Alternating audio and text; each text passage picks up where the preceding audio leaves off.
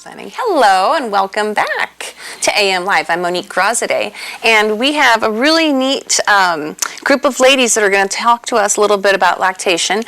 Go ahead and introduce yourself. I'm Diane Hosmer, and I work with Sutter Medical Foundation. I work in the Women's Services Office at the Jackson Hospital. Great. And Jane? Hi, I'm Jane Snyder, and I work at Sutter Amador Hospital in the Family Birth Center. Okay, and Sasha? And I'm Sasha Hernandez, and I work for the Resource Connection WIC program. I'm a lactation consultant there. Well, it's been a long time since I've had a baby at home. My baby is now 19, and she's a student at Stanford. But I do just definitely recall, when she first came home and how challenging it was, being a new mom and nervous anyways. And so tell us how you're going to talk about the grandmother tea.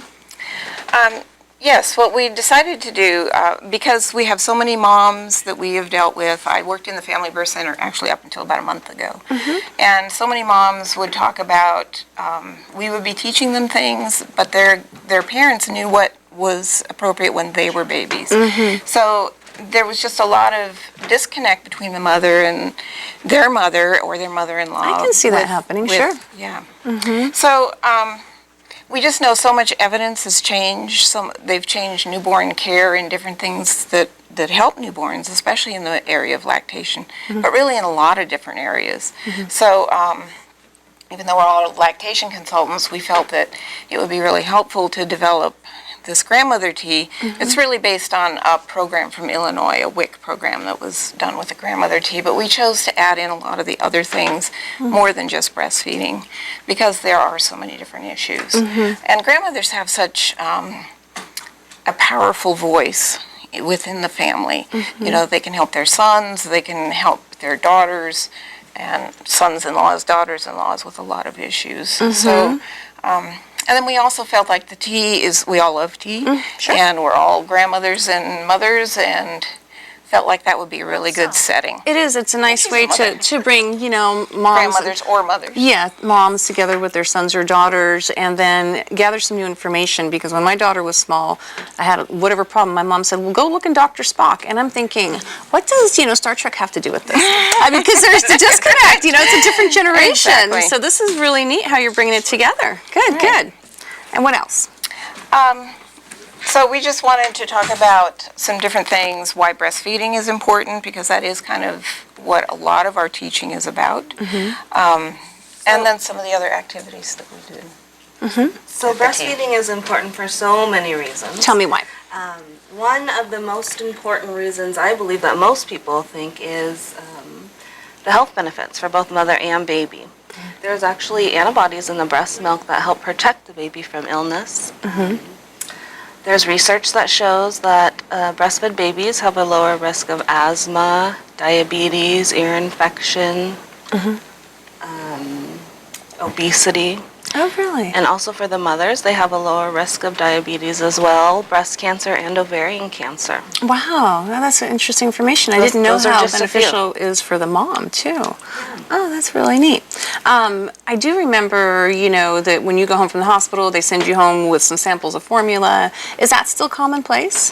No. Okay. I'll let you address that. Yes, talk to me.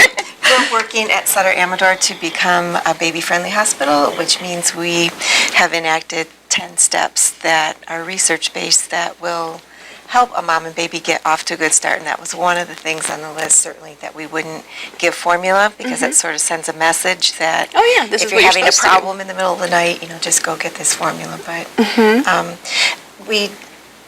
I don't know if you want to go ahead and talk about some of the other things we did, but we just wanted to give a demonstration, or we were asked to do a demonstration of one thing that we taught at the grandmother tea, and that was about bottle feeding. Even though about 97% of our babies at Sutter Amador start out with breastfeeding when those moms go back to work or whatever, a grandparent oftentimes would be the one bottle feeding the baby. So just for all babies in general, some of the techniques are different. One, we're really, instead of looking at the measurement and looking at the bottle, focusing on that, but watching the baby. So is the baby really showing signs of hunger? Babies cry for lots of different reasons, but watching for those hunger cues when they put their hands to their mouth, they're moving their lips, all that sort of stuff. But then with the baby, never propping the bottle, but having them really just kind of sit up and letting the baby take it. So just putting the bottle there, letting them take it, and kind of letting them pace it.